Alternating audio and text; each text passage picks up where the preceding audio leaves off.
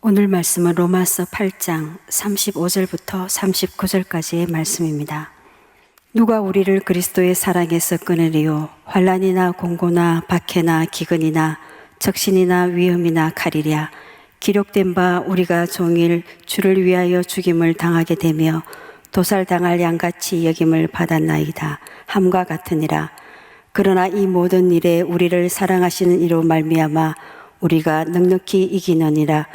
내가 확신하노니 사망이나 생명이나 천사들이나 권세자들이나 현재의 일이나 장래의 일이나 능력이나 높음이나 깊음이나 다른 어떤 피조물이라도 우리를 우리 주 그리스도 예수 안에 있는 하나님의 사랑에서 끊을 수 없으리라.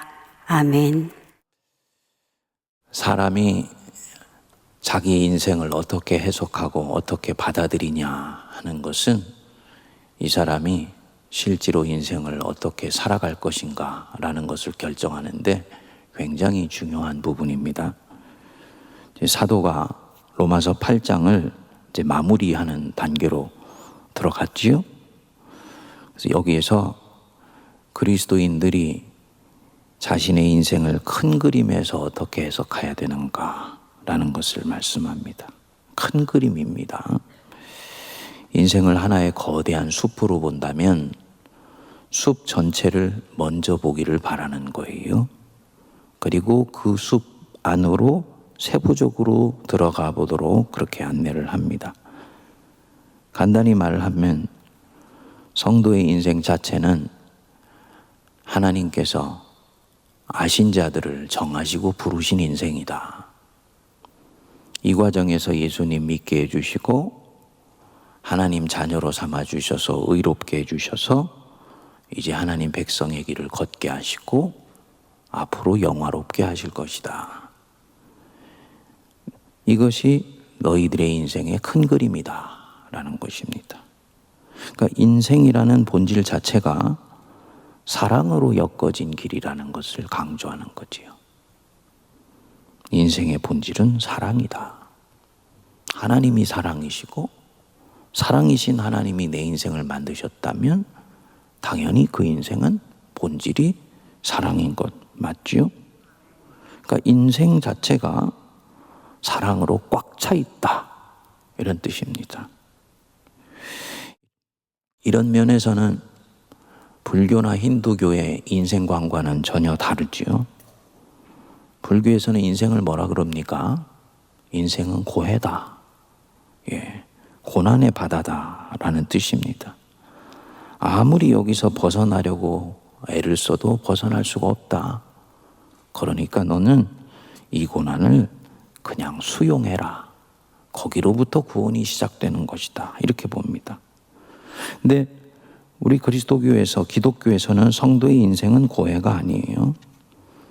성도의 인생은 하나님의 사랑으로 엮어진 놀라운 선물이다. 이렇게 봅니다. 이 안에는 물론 좋은 것만 있는 것이 아닙니다. 싫은 것, 도망가고 싶은 것, 피하고 싶은 것, 내놓은 길을 돌려버리고 싶은 것, 이런 것들이 있습니다.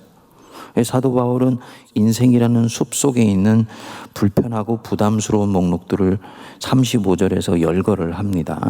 그 중간에 보시면 환난이나 곤고나 박해나 기근, 굶주림이죠. 적신, 가난으로 인해서 벌거벗겨지는 것이건 아니면 온몸이 벌거벗겨지는 것 같은 수치심을 당하고 있는 것이건 이런 적신들이 있다. 그 다음에 위험, 칼, 외부 내부의 위협입니다. 이런 것들이 살면 따라온다는 거예요. 하지만 이런 것들은 인생이라는 큰 숲으로 치면 숲속에 있는 자그마한 위험스러운 것들 하나하나인 것이지, 이런 것들 전체가 숲을 형성하고 있는 부분들의 구성 요소이긴 하지만 이 숲의 전체 본질을 형성하는 것은 아니라고 봅니다. 바위 언덕 위에 서서 밑을 보면서 야, 이 숲 참 위험하네. 여기서 떨어지면 큰일 나겠어. 위험한 숲이야. 이렇게 보면 안 된다는 것입니다. 숲 전체는 하나님의 사랑으로 충만합니다. 그 사랑으로 다스려 가시는 것입니다. 예수님의 십자가는 이런 측면에서 사도 바울에게서는 명료하게 이해가 됩니다. 하나님이 이 인생 속에서 우리를 얼마나 사랑하시는지를 전형적으로 보여주신 것이 이 예수님의 십자가예요. 그래서 32절에 자기 아들을 아끼지 아니하시고 우리 모든 사람을 위하여 내주시니, 하나님이죠? 하나님이 어떻게 우리를 사랑하셨는지를 십자가를 통해서 보여주셨다. 아들도 아끼지 아니하시고 우리를 위해서 내어주실 정도로 우리를 사랑하신다는 것을 이 십자가는 보여주었다. 그러면 너희들 생각해봐라. 어찌 그 아들과 함께 모든 것을 너희 인생 속에서 우리에게 주시지 아니하겠느냐. 당연히 주신다라는 거죠. 그래서 이 십자가를 보면 하나님이 나를 사랑하시는 것을 확신할 수 있습니다. 부활을 보면요, 주님의 이 사랑은 반드시 승리한다라는 것을 또다시 확신할 수 있습니다. 그리고 이 큰 그림에서 인생의 본질이 하나님의 사랑이다라는 이 큰 그림에서 보니까 인생 안에 환난도 곤고도 박해도 위험도 칼도 있지만 37절 뒷부분입니다. 이 모든 일에 우리를 사랑하시는 이로 말미암아 우리가 넉넉히 이기느니라. 아멘 하시죠? 근데 잘 보실까요? 이 모든 일에요. 이 모든 일에. 이 모든 일에도 불구하고가 아닙니다. 불구하고라는 말은 없어져야 되는 불순물이 내 인생 속에 쑥 끼어 들어왔다라고 내가 생각하고 있는 것입니다. 그런 게 아니라는 거예요. 이 모든 일에도 불구하고가 아니고 이 모든 일 안에서입니다.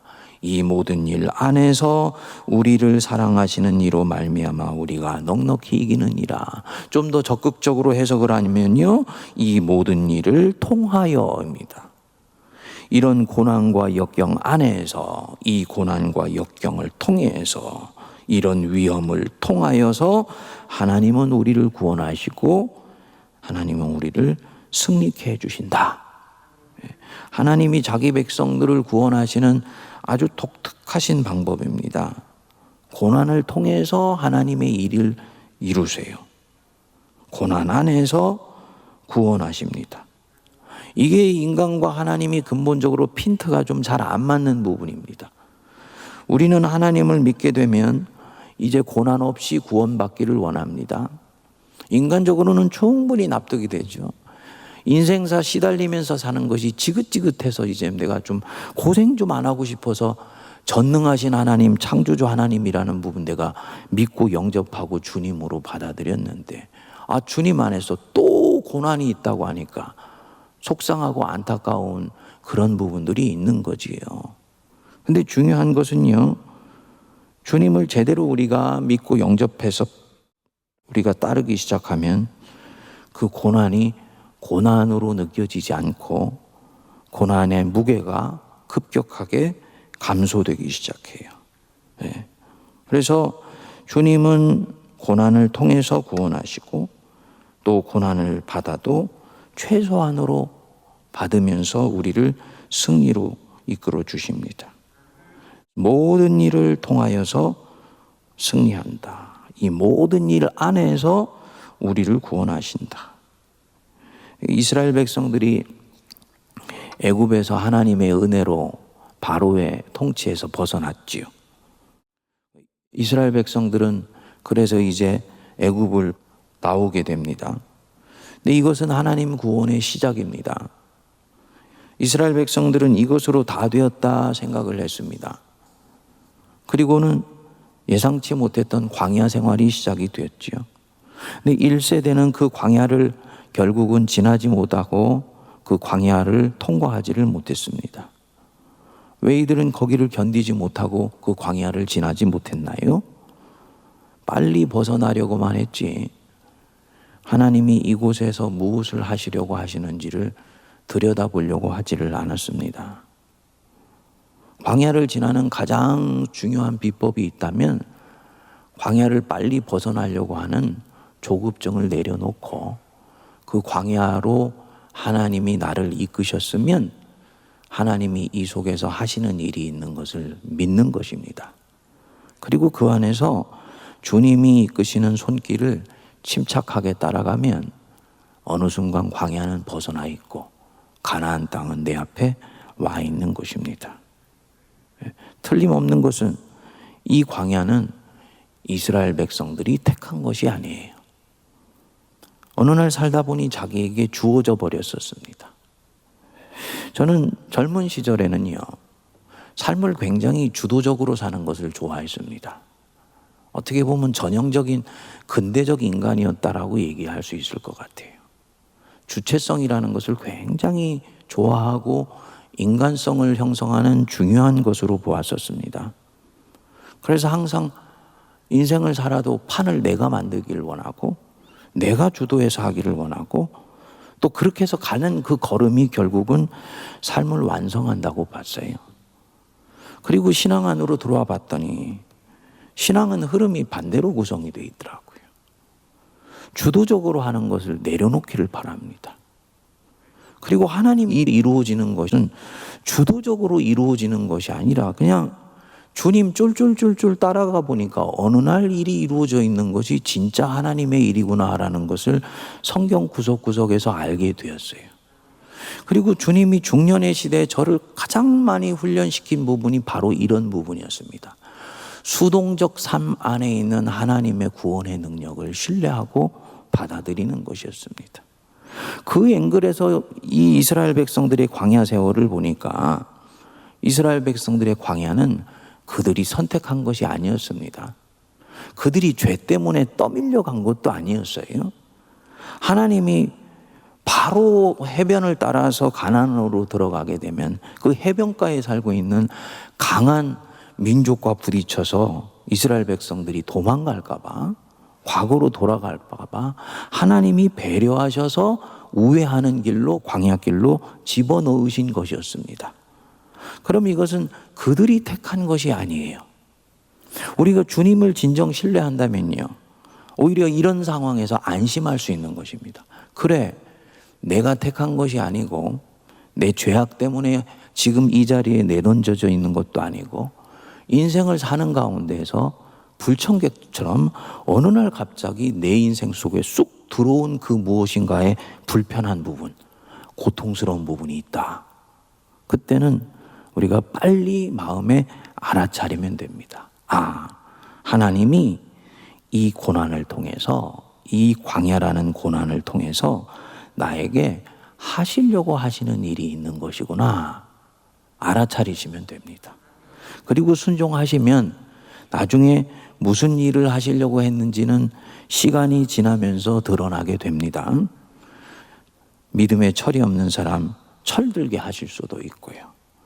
하나님을 보실 때 기뻐할 만한 신앙을 가진 사람의 그 믿음을 더 날카롭게 벼러서 하나님을 위해서 더 온전히 쓰임받는 군사로 훈련시키실 수도 있고요. 여러 가지 주님의 동기는 우리가 알지 못할 만큼 다양합니다. 틀림없는 것은 내가 선택한 고난이 아니기 때문에 하나님은 이 속에서 하시는 일이 있다는 것을 믿고 그 인도하시는 걸음에 순종하는 것입니다. 이렇게 할 수 있는 가장 큰 영적인 내공이라 그럴까요? 그것은 어디에 나오나요? 사도 바울이 우리에게 가르쳐 주는 부분이죠. 37절 다시 돌아오셔서 이 모든 일을 통해서 우리를 사랑하시는 이로 말미암아 우리가 넉넉히 이기느니라. 이 광야를 통과할 수 있는 내 속에 있는 믿음의 근원, 하나님이 나를 사랑하셔서 이 인생을 선물로 주시고 그분의 사랑 안에서 내 인생은 엮어져 가고 있다. 이것을 강철같이 믿는 것입니다. 나는 이 광야에서 절대로 헤매다가 인생 마무리하지 않는다. 우리 함께 믿으십시다. 주님의 큰 플랜 안에서 숲에 있는 작은 나무와 그리고 돌과 언덕들과 여러 가지 다양한 전망들을 보는 것입니다. 성도가 살다 보면 그런데 이런 믿음의 걸음을 가다가 한 번씩 시험이 찾아오게 됩니다. 이 시험 중에 하나가 앞날이 걱정되는 거예요. 제가 교우들의 삶의 구석구석을 신방을 하지는 않기 때문에 모릅니다만 여러 가지 경로들을 통해서 우리 성도님들이 앞날에 대해서 걱정을 많이 하신다는 얘기를 많이 듣습니다. 집값은 자꾸 천정부지로 오른다고 하지. 삶의 상황은 어려워진다고 하지. 내 다음 세대인 자녀 세대들은 한국의 현대사회에서 최초로 부모보다도 못 사는 세대가 될 것이라고 그렇게 예언들은 하지. 앞날이 걱정되는 거죠. 여태까지는 믿음으로 그래도 잘 살아왔는데 앞날에도 이 믿음으로 살아갈 수 있을까? 이 믿음으로 살아도 괜찮을까? 이때까지 살아왔던 이 믿음으로 사는 것, 그거 너무 나이브한 것 아닌가? 지금이라도 뭔가 해야 하는 것 아닐까? 국리를 내야 되는 것 아닐까? 또 이런 생각이 드는 것입니다. 근데 말씀이 뭐라고 하는지 오늘 들여다봤더니요, 참 보배 같은 말씀이 있어요. 38절 한번 보실까요? 내가 확신하노니 사망이나 생명이나 천사들이나 권세자들이나 현재일이나 그 다음에 뭐라 그랬습니까? 장래일, 미래입니다. 현재나 미래나 능력이나 높음이나 기쁨이나 그 어떤 피조물이라도 현재, 미래, 시간인데 시간도 하나님의 피조물이구나. 그 어떤 피조물이라도 우리를 우리 주 그리스도 예수 안에 있는 하나님의 사랑에서 끊어낼 수가 없다. 시간도 하나님의 피조물이다. 시간 또한 피조물이기 때문에 창조주이신 하나님의 손 안에 있는 것이다. 그러면 현재까지 나를 위해서 일하신 하나님, 미래에는 나를 위해서 일하시지 않는가? 아니죠. 현재까지는 내가 젊었었고 힘도 있고 경제력도 있기 때문에 주님이 나를 위해서 일하셨는데, 나이가 들어서는 힘도 빠지고 근력도 약해지고 경제력도 약해지면 주님 그때부터 일하시기를 멈추시는 분입니까? 아니라는 거지요. 미래는 오지 않았지만은 지금까지 주님이 일하신 것을 보았을 때 미래에도 장래에도 나를 위해서 일하실 것을 믿어야 됩니다. 이것은 믿음의 영역이에요. 아직 보지 못하고 있는 것이기 때문입니다. 틀림없는 것은요, 주님이 현재일이나 장래일이나 그 어떤 피조물도 우리를 우리 주 그리스도 예수 안에 있는 하나님의 사랑에서 끊어낼 수가 없다. 관건은 지금까지 믿음으로 살아왔다면 그 믿음을 견고하게 지키는 것입니다. 지금까지 믿음으로 살면서 우리가 그래도 넉넉히 이겨왔지 않습니까? 그렇죠? 지금 축을 바꿀 이유가 없어요. 믿음의 색깔들을 탈색시킬 이유가 없습니다. 믿음의 농도나 강도를 약화시킬 이유가 없습니다. 지금까지처럼 신실하게 주님을 바라보면서 가면 시간을 만드신 하나님께서 미래에도 당신 일들을 다루어 가셔서 하나님의 사랑 안에서 내 인생은 완성되고 마무리되도록 이끌어 주신다. 믿을 수 있는 것입니다. 이스라엘 백성들이 이 지혜를 받았어야지 되죠. 광야로 나온 이스라엘 백성들에게 출애굽은 과거였습니다. 그것은 지나간 것이었어요. 이들의 현재는 대단히 불확실하고 불투명한 광야입니다. 약속의 땅 가나안, 그곳에는 엄청난 거민들이 살고 있어요. 미래에는 아무 일도 어떤 일이 일어날지 누구도 장담할 수 없습니다. 인간의 눈으로 보면 가나안 땅을 갖는 것은 불가능한 것처럼 보였습니다.